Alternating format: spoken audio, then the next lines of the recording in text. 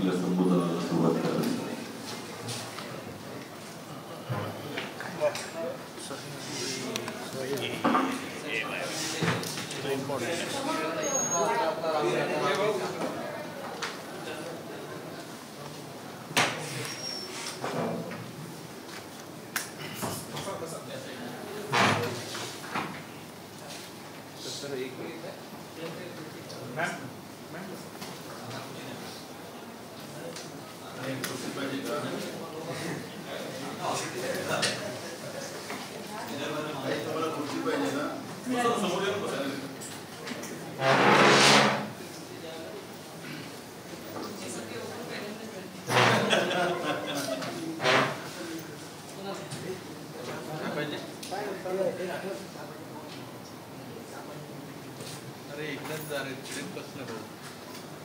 भाजपच्या केंद्रातल्या मोदीच्या सरकारचा अत्याचाराचा आलेख हा रोज वाढत चाललेला आहे आणि लोकांमध्येही त्याच पद्धतीचं त्या अत्याचाराच्या विरोधात मतदानाच्या रूपाने मतदानाची प्रक्रिया पण सुरू झालेली आहे. आजच पंजाबमधल्या स्थानिक स्वराज्य संस्थांचे निकाल आले आणि त्या ठिकाणी भाजपचा सुपडा साफ झालेला आहे. पर्यायानं केंद्रातल्या मोदी सरकारच्या विरोधात लोकांच्या मतदानाचा खोल सुरू झालेला आहे. खरं तर डिझेल पेट्रोलच्या याच्यामध्ये गॅसच्या दरवाढीमध्ये ज्या पद्धतीनं आलेख वाढत चाललेला आहे, आज तर खऱ्या अर्थानं पेट्रोल 35 रुपये लिटर आणि डिझेल 25 रुपये लिटर मिळायला पाहिजे.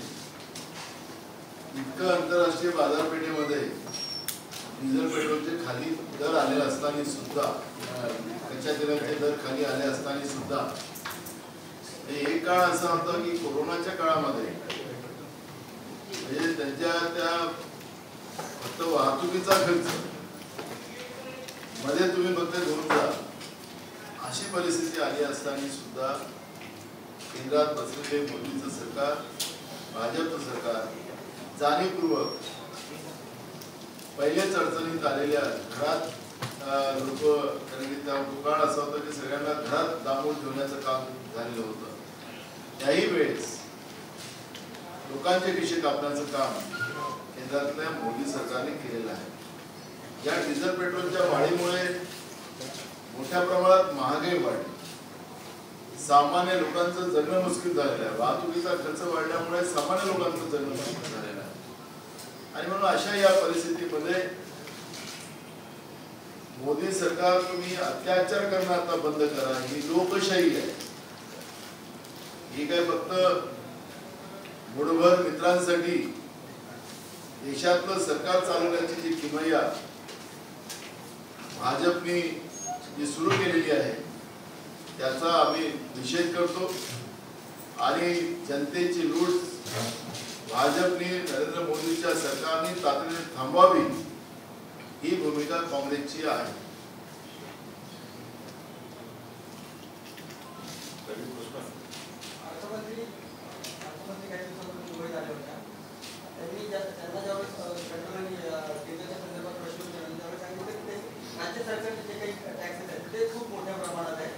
देवेंद्र फडणवीस हे देखील असं सांगतात की राज्य सरकारचे टॅक्सेस जास्त असल्या कारणाने इंधनाचे दर वाढत आहेत, राज्य सरकारने जर टॅक्स कमी केले तर इंधनाचे दर कमी होऊ शकतो.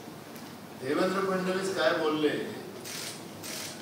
हा या विषयाशी त्याचा प्रश्न नाही. कारण की जे काही टॅक्स वाढवले मागच्या आपण बजेटमध्ये पाहिला होता की फक्त 1 रुपया राज्य सरकारने डिझेल पेट्रोल वाढवलं, ते कुठलेही टॅक्स वाढवलेले नव्हते. गेलं महाराष्ट्राच्या बजेटचं आपल्याला वर्णन करता येईल. हे कोणी वाढवले होते ते देवेंद्र फडणवीस साहेबांनी उत्तर दिलं पाहिजे. आपल्याला धर्मेंद्र प्रधान जे पेट्रोलियम मिनिस्टर आहेत केंद्रातले, त्यांनी राज्यसभेमध्ये उत्तर देताना काय बोलले ते देवेंद्र फडणवीस साहेबांनी तपासलं पाहिजे. हे काही भाजप आणि काँग्रेसचा वाद नाही, हा या देशामध्ये ज्याला जगण्याची जी संधी लोकशाहीमध्ये मिळालेली आहे ती संधी तुम्हाला आर्थिक कमजोर करून ज्या पद्धतीनं देशाच्या लोकांना बर्बाद करण्याचं काम या भाजपच्या सरकारने चालू केलेलं आहे, मोदीच्या सरकारने चालू केलेलं आहे, त्याचं वर्णन मी मांडतो आहे.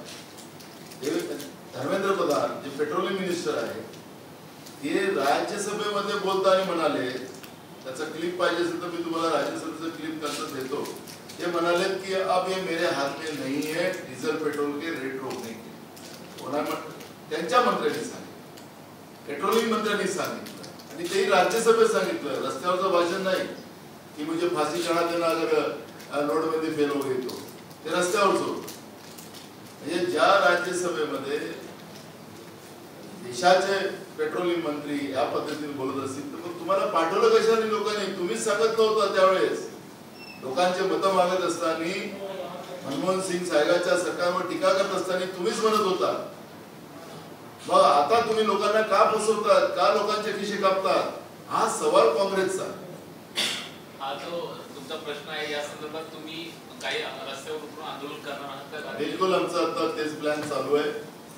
आताच पहिलीच मीटिंग आमचे जेवढे कार्यकारी अध्यक्ष उपाध्यक्ष आम्ही आमच्या बॉडीमध्ये त्यांची आताच मीटिंग चालू आहे, त्याचं व्हिज्युअली आपण घेतलेलं आहे आणि त्याच्यावर चर्चा सुरू आहे. 23 तारखेला आमचं पार्लमेंटरी बोर्ड आहे. शेतकऱ्यांच्या आंदोलनाबद्दलचं आम्ही बेसिकली महाराष्ट्रामधल्या सगळ्या जिल्ह्यामधून आम्ही त्या पद्धतीचं प्रत्येक जिल्ह्यात शेतकऱ्यांना ते काळे शेतकरी विरोधी जे काळे कायदे मोदी सरकारने भाजपने जे आणले, शेतकऱ्याला बर्बाद करण्याचं काम सुरू केलेलं आहे, त्याच्या विरोधात आणि महागाईच्या विरोधात आम्ही लोक पूर्ण महाराष्ट्रामध्ये आंदोलन करायची सुरुवात केलेली आहे. 22 तारखेला भंडाऱ्यामध्ये त्याची सुरुवात होणार आणि हळूहळू पूर्ण महाराष्ट्रामध्ये आम्ही हे करतोय. आज चंद्रशेखर बावनकुळे यांनी पण सांगितलं काही दिवस आता तुम्ही सांगितलं की ते देखील रस्त्यावर उतरून आंदोलन करणार की वीज बिल असे शेतकऱ्यांची वीज जे तोडली जाते त्या संदर्भात ते रस्त्यावर उतरून आंदोलन करणार. त्यांनी असं म्हटलं की 100 युनिट पर्यंत वीज जी आहे ती मोफत द्यावी अशी मागणी केली. असं आहे की तुम्ही जेव्हा मंत्री होतात त्यावेळेस काय केलं त्याचं आता राज्य सरकार आपल्याला बजेट अधिवेशनामध्ये सांगणारच आहे. मूळ प्रश्न आहे की महाराष्ट्र सरकारने शेतकऱ्यांसाठी विशेष करून जे काही धोरण अवलंबलं आहे की समजा कोल्हापूर जिल्ह्यातल्या शेतकऱ्यांवर 40 कोटी रुपयाची थकीत असेल विद्युत शेती पंपाची, तर त्याच्यातले 50% माफ करून म्हणजे 20 कोटी रुपये घेतले जातील आणि 20 कोटी रुपये त्या जिल्ह्याच्या इलेक्ट्रिक इन्फ्रास्ट्रक्चर उभं करण्यासाठी खर्च केला जाईल. ते इलेक्ट्रिक विभागाच्या खात्यामध्ये आणायचं नाही असा निर्णय राज्य सरकारने घेतला आणि त्याचे सर्क्युलर पण निघाले. म्हणजे शेतकऱ्यांसाठी एक चांगला निर्णय राज्य सरकारने केला. ते तुम्ही नाही करू शकलात 5 वर्ष. आणि राहिलं आता घरगुती बिलाच्या बाबतचं, कालच माननीय मुख्यमंत्री महोदय, कालच उपमुख्यमंत्री महोदयाशी माझी चर्चा वर्षावर झाली आणि आम्ही आग्रही आहोत की आमचं म्हणणं आहे की घरगुती बिलामध्येही सरकारने त्या पद्धतीची बिल माफ करायची व्यवस्था करावी, ही भूमिका आमची आहे. ते तपासून, म्हणून तुम्हाला सांगितलं की आज पुन्हा अजून त्याच्यावरती चर्चा आहे. आज तपासून त्या पद्धतीची कारवाई करायच्या बाबतची भूमिका सरकार घेईल असा आमचा विश्वास. वैधानिक विकास महामंडळ जी आहे ती भाजपचं असं म्हणणं आहे की ती कवच कुंडल आहे, त्यामुळे मराठवाडा आणि विदर्भाचा विकास होतो. पण या सरकारने मुदतवाढ दिली नाही, त्यामुळे विदर्भावर जास्त अन्याय होताना दिसतो. मला एक कळत नाही, भाजपला बोलायचा अधिकार राहिला का? तुमच्या काळात होते का? तुम्ही काय केलं? किती पैसे उभे केले? काय दिलं? तुम्ही पहिले जनतेला तर सांगा. तुम्ही जेव्हा सत्तेत होतात तुम्हाला करता आलं नाही. महाराष्ट्र सरकारने सांगितलेलं आहे की वैज्ञानिक मंडळ आम्ही करतोय, पण आज आपल्याला राज्यपालांच्या भूमिकेबद्दल जो संशय निर्माण झालेला आहे, कारण की याचा मुख्य कोण आहे? आज जे काही राज्यामध्ये जी काही स्थिती, केंद्र सरकारच्या इशाऱ्यावर राज्यपालांची जी भूमिका आता संशयास्पद निर्माण झालेली आहे, त्याच्यामुळे हे याचं कंट्रोलिंग जे आहे वैज्ञानिक मंडळाचं ते त्यांच्या हाती आहे. एकदा स्पष्टता येऊ द्या ना. आम्ही राज्यपाल हे आमच्या सगळ्यांचे असं समजतो. हे काँग्रेसची भूमिका आहे, शिवसेनेची आहे, राष्ट्रवादीची आहे, आमच्या सगळ्यांच्या गव्हर्नर आहे, पण ते तसं वागत नाही आणि त्याच्यामुळे हा सगळा गोळ निर्माण झालेला आहे. 12 आमदारांचा एक घोळ आपण सगळेजण नोव्हेंबरमध्ये निर्णय कॅबिनेटने पाठवला. आता आपण मार्चमध्ये लागतोय. त्यांचं दुसरं अधिवेशन आता आलेलं आहे आणि आपण मी कालही सांगितलं की ज्या काही विधिमंडळाच्या कमिट्या झाल्या त्याचं कामकाज आता आहे संविधानिक होते की असंविधानिक होते ही तपासाची वेळ आली. कारण की त्या जागा रिक्त आहे, सगळ्यांना प्रतिनिधित्व मिळावं हे डॉक्टर बाबासाहेब आंबेडकरांनी संविधानाची व्यवस्था केलेली होती. पण आता त्यांचंही हे लोक पालन करत नाही आणि ते लोक समजा आम्हाला वैज्ञानिक मंडळ सांगत असतील त्यांना बोलायचा अधिकार काय असा प्रश्न उठतो आहे. हिंदी में कहना चाहेंगे, पेट्रोल डीजल की बड़ी कीमतों के खिलाफ कांग्रेस किस तरह से आंदोलन शुरू करने जा रही है? आपने देखा होगा कि जिस तरह से इंटरनेशनल बाजार में कच्चे तेल के दाम कम होते जा रहे हैं, उस आधार पर डीजल का प्राइस 25 रुपया और पेट्रोल का प्राइस 35 रुपया होना चाहिए. पर ये तो 100 पार कर दी. इसका हम विरोध करते हैं. जनता के जेब काटने के लिए मोदी की सरकार, बीजेपी की सरकार लोगों ने चुन के नहीं भेजी और इसलिए गैस सिलेंडर हो, डीजल हो, पेट्रोल हो, इसके दाम तुरंत कम किए जाए. पहले ही कोरोना जैसे महामारी में लोग आर्थिक कमजोर हो चुके हैं और ऐसे समय में जनता के जेब काटना ये सरकार का दायित्व नहीं चाहता. जिस तरह से गए 2.5 महीने से किसान वहां पे वो 3 काले कानून के विरोध में आंदोलन कर रहे हैं, वो तीनों काले कानून को तुरंत रद्द किया जाए, ये कांग्रेस की मांग है. महाराष्ट्र में कांग्रेस 23 तारीख का हमारी पार्लियामेंट्री बोर्ड की मीटिंग है, सभी नेता उसमें रहेंगे. हम लोग प्लान करेंगे और पूरे महाराष्ट्र में डीजल, पेट्रोल, गैस, महंगाई के विरोध में और किसान के समर्थन में वो उस काले कानून को रद्द करने के समर्थन में हम पूरे महाराष्ट्र में यह आंदोलन खड़ा करने वाले हैं और वही मार्च में इस आंदोलन की शुरुआत.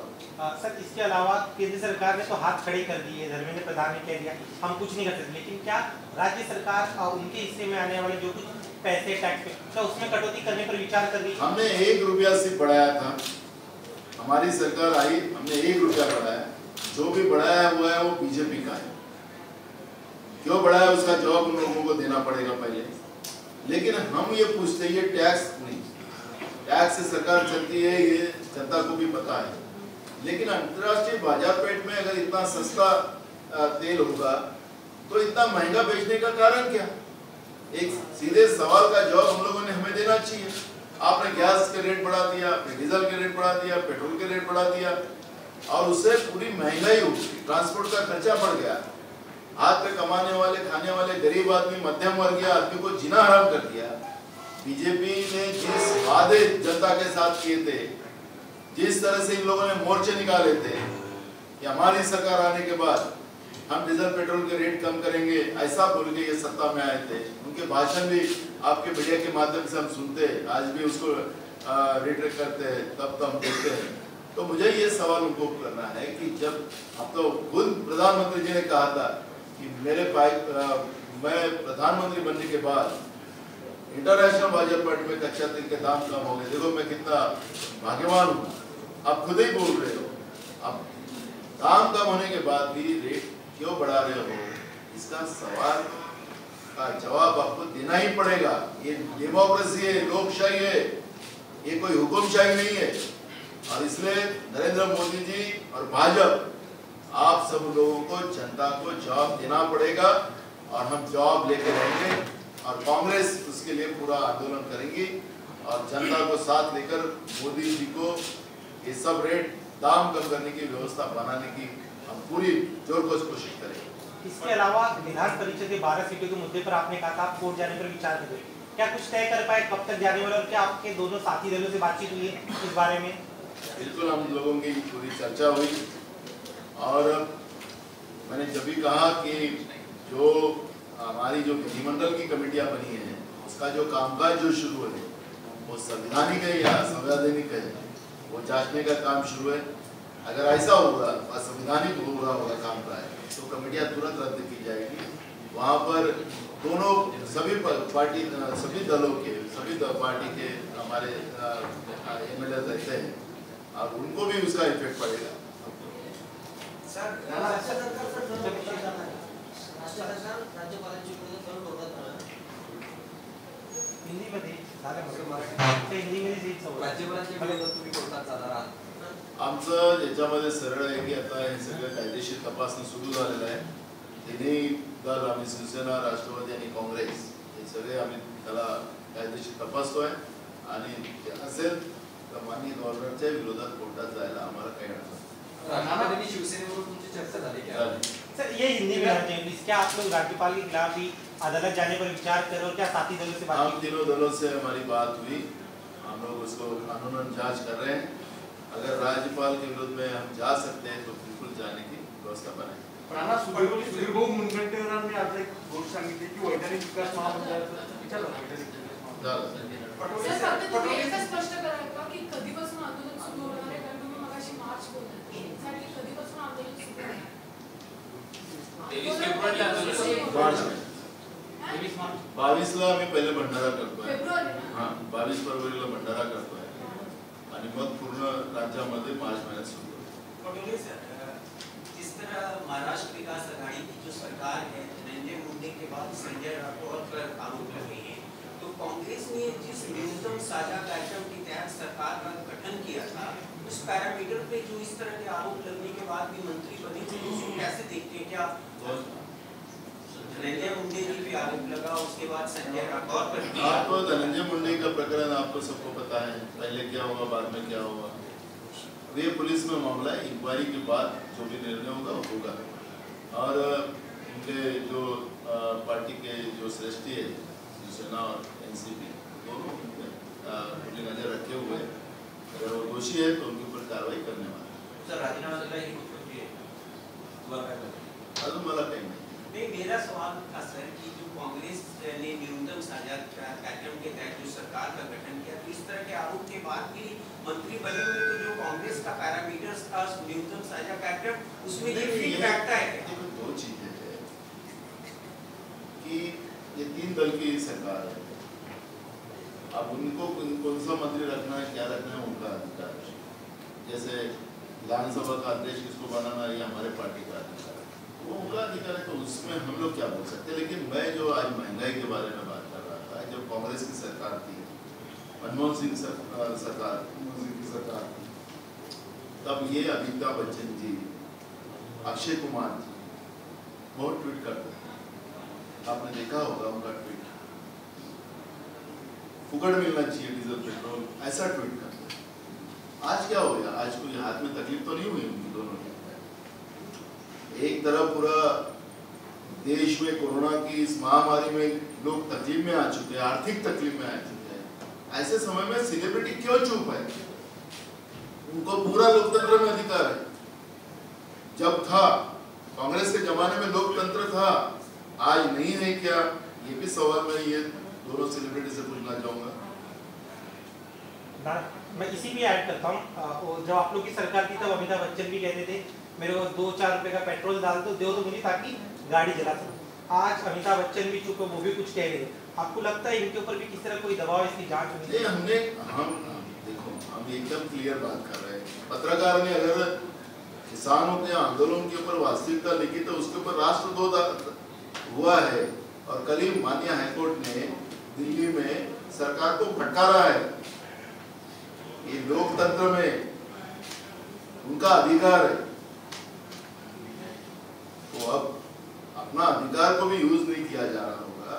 तो हमने उस समय में अमिताभ जी ने या अक्षय कुमार जी ने ट्वीट किया था मनमोहन सिंह सरकार के विरोध में, तो हमने कोई उनके ऊपर राष्ट्रद्रोह का गुना दाखिल नहीं किया था, कोई कार्रवाई नहीं की थी हम लोगों ने.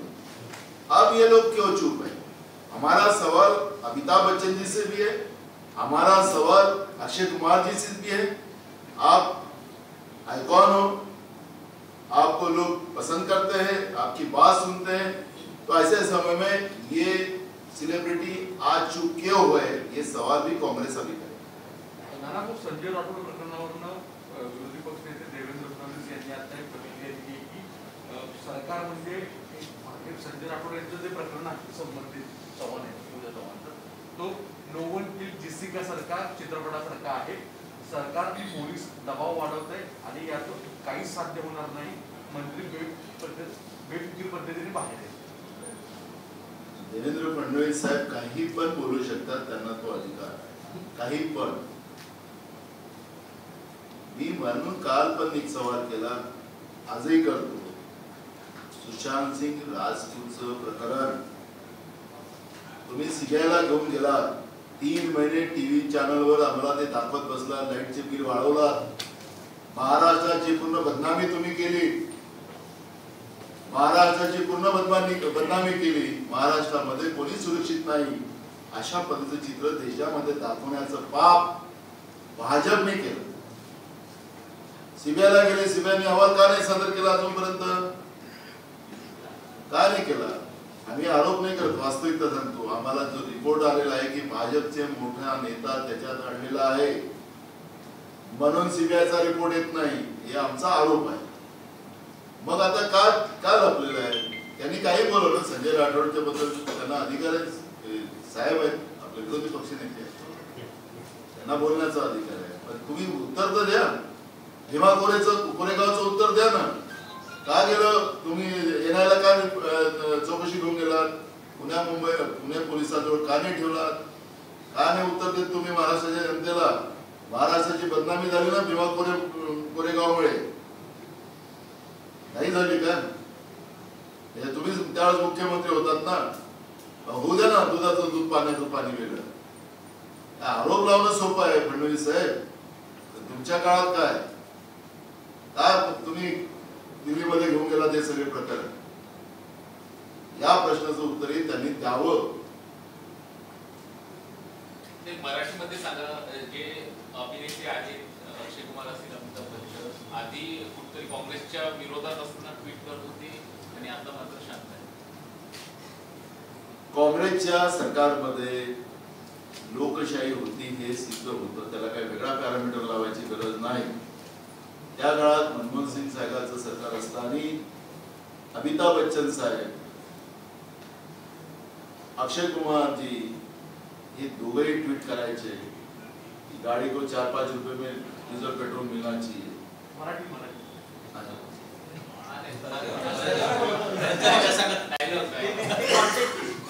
माझी भाषा नाही, अमिताभ बच्चनची आणि अक्षय कुमारची आहे.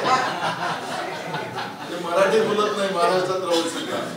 मी त्यांना सांगतोय ते हिंदीतली भाषा होती म्हणून त्यांची भाषा सांगितली. मग आता आमचा म्हणणं सवाल आहे की बाबा तुम्हाला त्यावेळेस म्हणता येत होतं अमिताभ बच्चनजी, अक्षय कुमारजी, अजून जे सेलिब्रिटी आहेत त्यांना. आता काय झालं? हाताला काही प्रॉब्लेम आहे का? मी म्हणत नाही काय झालं असं. काय प्रॉब्लेम आहे? काय नाही ट्विट चालत तुमचं आता? हा सवाल आहे आमचा या सेलिब्रिटीला. तुम्ही ऐका ना समाजाचे, तुमचं लोक समजतात, तुमचा सिनेमा पैसे देऊन बघतात. मग आता जनता लुटली जात आहे केंद्र सरकारच्या धोरणामुळे. देशाचे पेट्रोलियम मंत्री धर्मेंद्र प्रधान सांगतात राज्यसभेमध्ये आता आमच्या हातात नाही. मग तुम्हाला कशाला खुर्चीवर बसवलं आम्ही? लोकतंत्र संपवायसाठी, लोकांना लुटायसाठी? हा आमचा सवाल. शेवटचा प्रश्न. संजय राठोड प्रकरणात जवळपास 10 दिवस झाले, ते मंत्री अजून समोर येत नाहीये. तुम्ही काय भूमिका करता की नैतिकदृष्ट्या अशा पद्धतीनं चर्चा आहे की त्यांनी पुढे येऊन जी खरी परिस्थिती आहे ती सांगा? मी तुम्हाला सांगितलं की पोलिसांची याच्यामध्ये चौकशी सुरू आहे. चौकशी आल्यानंतरच काँग्रेस याच्यावरचं मत व्यक्त करेल. केंद्र सरकारने नेमलेल्या न्यायमूर्ती गोरिया रोहिणी आयोगाने ओबीसी प्रवर्गामध्ये 4 गट निर्माण करण्याचा प्रस्ताव तयार केला. या 4 प्रवर्गात ओबीसी प्रवर्ग, इतर मागास प्रवर्ग 27% कोटा विभागला जाणार आहे. जुलैमध्ये हा अहवाल सादर होण्याची शक्यता काय याबद्दल? असं आहे की अहवाल कुठलाही आयोग बसवला जातो, त्या आयोगाच्या माध्यमातून हे सगळे याची पाहणी केली जाते आणि त्यांनी काय रिपोर्ट द्यायचा आणि सरकारने काय स्वीकारायचा. संविधानिक व्यवस्थेमध्ये जे ओबीसी असतील, शेड्यूल कास्ट असतील, शेड्यूल ट्राईब असतील, मागास जाती असतील, त्यांना सामाजिक, आर्थिक, शैक्षणिक या समाजाचा विकास व्हावा हे बेसिक डॉक्टर बाबासाहेब आंबेडकरांनी त्या संविधानात मांडले. आता हे सगळं हिसकवण्याचं काम केंद्र आणि केंद्राच्या मोदी सरकारचं भाजप सरकारचं काम सुरू झालेलं आहे. या पद्धतीचा आयोग पुढे आणून त्या आयोगाच्या रिपोर्टला पुढे आणून समजा ओबीसीचं शेड्यूल कास्ट आणि आदिवासी समाजाच्या आर्थिक सामाजिक शैक्षणिक विकासाला अडचण करण्याचं काम केंद्राने चुकीनं केलं केलं तर नाही पाहिजे, पण चुकीनं केलं तर त्यांना महागात सुप्रीम कोर्टामध्ये एक केस सोमवारी त्याच्यामध्ये स्थानिक स्वराज्य संस्थेमध्ये 50% पेक्षा अधिक आरक्षण जिथे जिथे दिलं गेलं तिथले कदाचित बोर्ड रचना परत बदलले जातात असं सांगितलं होतं. विशेष म्हणजे ओबीसी आणि इतर कॅटेगरीला 50% पेक्षा जास्त आरक्षण दिलं गेलेलं आहे. मला वाटतं की यातनं काय पुढे अजून वेगळं चित्र होईल, म्हणजे आरक्षणाचा मुद्दा हा महाराष्ट्रामध्ये परत चर्चेचा येतो अशा गोष्टी की भाजपचं जी काही मोहीम चालू आहे आता ते लोकतंत्राला मानत नाही असं आता लोकांचं समजायला उद्या या पद्धतीनं समजा प्रतिनिधित्व संपवायचा प्रयत्न केला या मागास समाजाचा तर हे काही नवल होऊ शकणार नाही. म्हणून मी त्यांना त्यांच्या प्रश्नांच्या उत्तरात ते सांगितलं हे असं चुकून त्यांनी करू नये आणि चुकून केलं तर त्यांना महागात पडेल हे मुद्दाम सांगितलं. थँक्यू.